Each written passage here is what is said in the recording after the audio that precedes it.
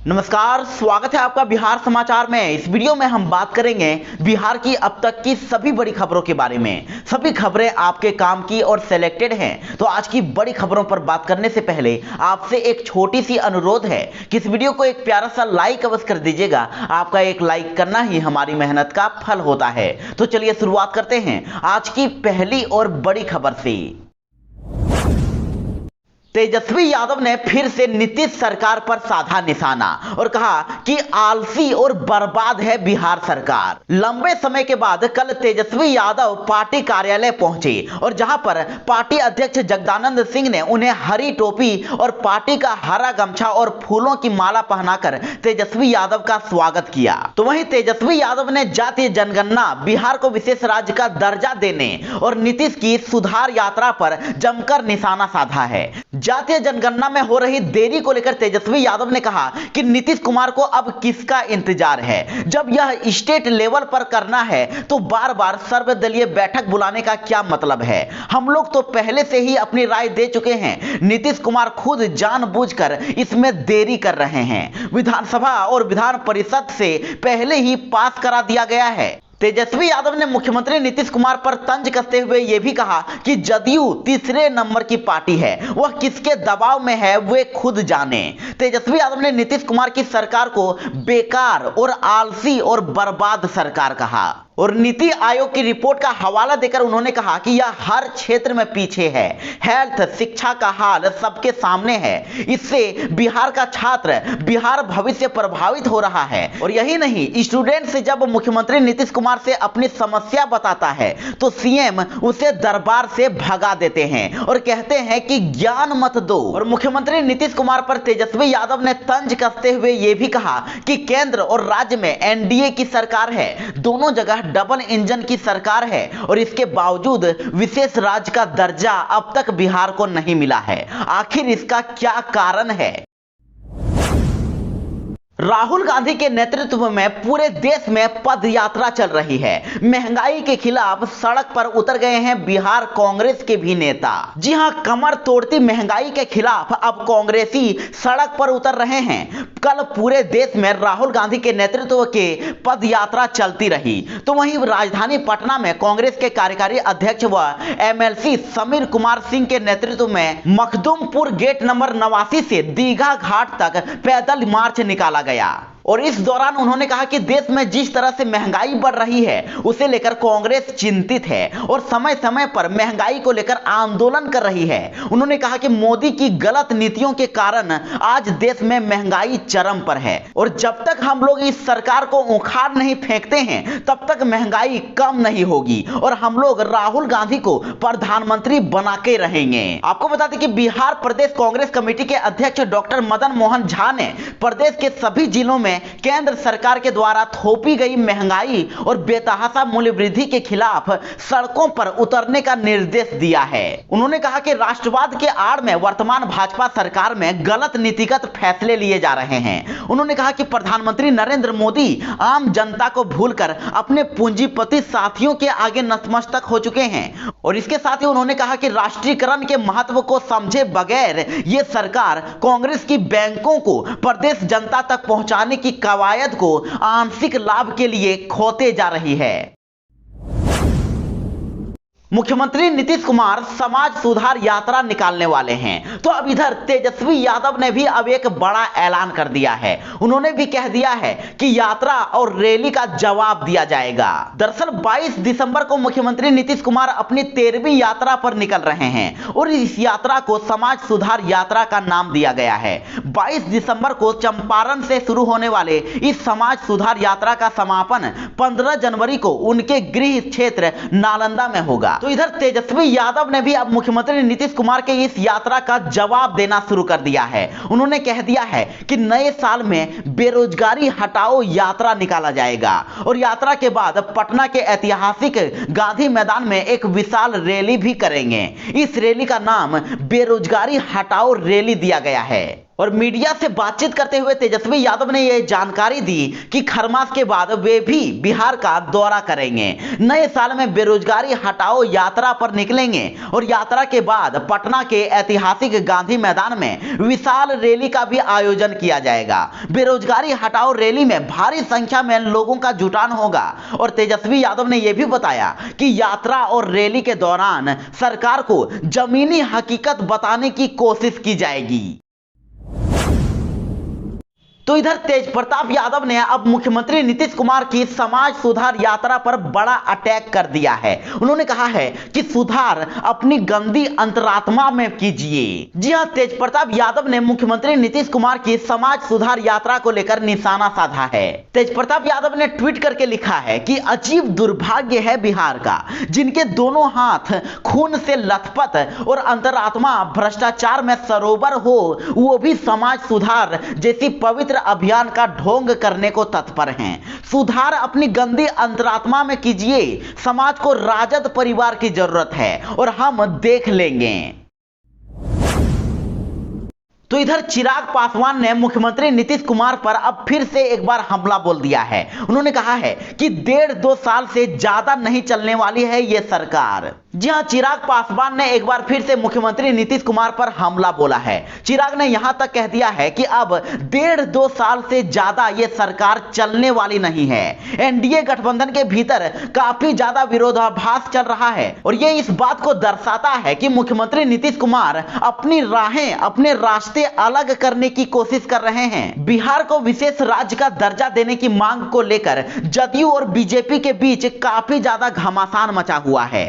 चिराग पासवान ने कहा कि इस मुद्दे पर जहां लोगों को एक मत होना चाहिए, वहां दोनों पार्टियों के नेताओं की अलग अलग राय है। मुख्यमंत्री नीतीश कुमार अपनी राह अलग करने का प्रयास कर रहे हैं। दरअसल उन्हें पीएम मटेरियल बनना है और इसीलिए गठबंधन से अलग होने का बहाना ढूंढ रहे हैं। मुख्यमंत्री पर निशाना साधते हुए चिराग पासवान ने यह भी कहा कि वे हमेशा कहते हैं कि उनके कार्यकाल में बिहार में बहुत विकास हुआ है, लेकिन मेरा कहना है कि एक बार दिखा दीजिए कि बिहार में कितना विकास हुआ है। आप किसी भी प्राथमिक विद्यालय चले जाइए, वहां शिक्षक तक नहीं मिलेंगे, स्कूलों में शिक्षक नहीं है, स्कूलों में बेंच और भवन तक नहीं है और बिहार में अस्पतालों का भी यही हाल है। चिराग पासवान ने कहा कि यदि विकास की हकीकत जाननी हो तो मुख्यमंत्री नीतीश कुमार गांव में जाकर देखें। बोलेंगे तो मैं भी उनके साथ चलने को तैयार हूं। मैं गांव के लोगों के बीच में रहता हूं और वहां की हालात को अच्छी तरह से जानता हूं। साथ ही चिराग पासवान ने मुख्यमंत्री नीतीश कुमार की समाज सुधार यात्रा पर भी जमकर हमला बोला। चिराग पासवान ने कहा कि यदि मुख्यमंत्री को समाज में सुधार के लिए यात्रा निकालनी पड़े तो इससे ज्यादा शर्मनाक और दुखद बात और कुछ हो ही नहीं सकता है। बिहार में लगातार ठंड बढ़ती ही जा रही है, तो वहीं मौसम विभाग ने इस बार कह दिया है कि बिहार में आज से और भी ठंड बढ़ जाएगी। 15 किलोमीटर प्रति घंटे की गति से पछुआ हवा चलेगा और शाम होते ही कनकनी बढ़ जाएगी। बिहार में और भी ठंड बढ़ने लगी है। हर दिन तापमान में तेजी गिरावट हो रही है, तो वहीं बिहार में आज से पछुआ की गति में तेज आने की संकेत हैं। अनुमान है कि 10 से 15 किलोमीटर प्रति घंटे इसकी रफ्तार हो सकती है। तो वहीं बिहार में कुछ ऐसे जिले भी हैं जहां पर न्यूनतम तापमान 10 डिग्री से भी नीचे रहा है और बिहार में पछुआ की गति में तेजी से अगले 3 दिनों तक प्रदेश के न्यूनतम तापमान में गिरावट की संभावना है। यानी कि बिहार में आज से और भी ज्यादा ठंड बढ़ जाएगी। ऐसे में अब लोगों को सावधान रहने की जरूरत है। बिहार में कोरोना के मामले लगातार बढ़ते ही जा रहे हैं और इसको लेकर अब लग रहा है कि बिहार में जल्द ही कोरोना की तीसरी लहर आ सकती है और अब इसको लेकर बिहार सरकार भी अलर्ट हो गया है। जी हां, बिहार में कोरोना वायरस संक्रमण को लेकर एक बार फिर से चिंता बढ़ती ही जा रही है और इसी के साथ कोरोना संक्रमण की स्थिति तथा तीसरी लहर के खतरे को ध्यान में रखकर रोकथाम व इलाज के लिए स्वास्थ्य विभाग ने राज्य स्तर कमेटी बनाई है। तो वहीं बिहार में पिछले 24 घंटे के दौरान 6 जिलों में 6 नए कोरोना संक्रमित मिले हैं। तो इधर देखिए, स्वास्थ्य विभाग में हड़कंप मचा हुआ है। दरअसल विदेश से मुजफ्फरपुर आए 205 लोगों में से 100 लोग अब भी लापता हैं। इनकी ट्रेस नहीं हो पाई है। दरअसल 18 नवंबर से करीब 500 लोग मुजफ्फरपुर और इसके आसपास के जिलों में विदेश से पहुंचे हैं। Dubai, UAE, Abu Dhabi, America और बांग्लादेश से मुजफ्फरपुर में कुल 205 लोग आए हैं और जिनमें से 100 लोगों के बारे में स्वास्थ्य विभाग को कोई जानकारी ही नहीं है। दरअसल मुजफ्फरपुर आने के बाद सभी ने अपने अपने मोबाइल बंद करके रखा है।